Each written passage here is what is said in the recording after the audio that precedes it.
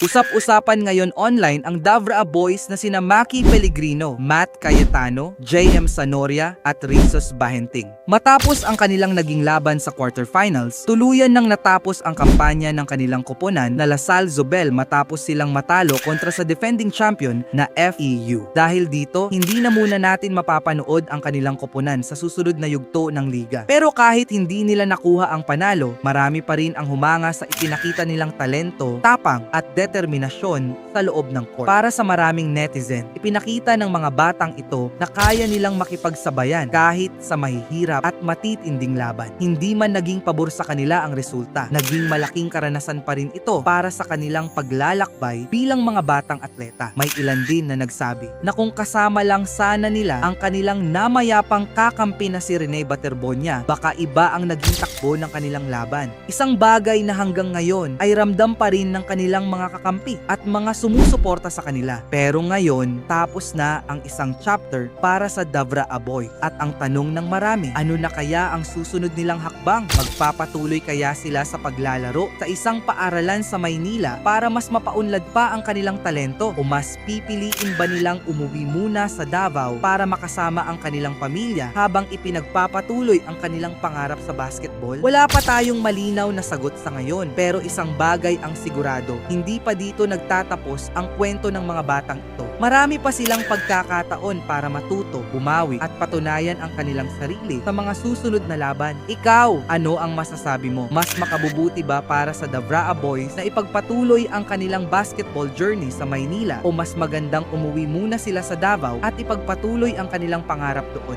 At kung gusto ninyo ng mga balita at trending na usapin sa social media, huwag kalimutang i-follow at i-like ang aming Facebook page para lagi kayong updated. Salamat po!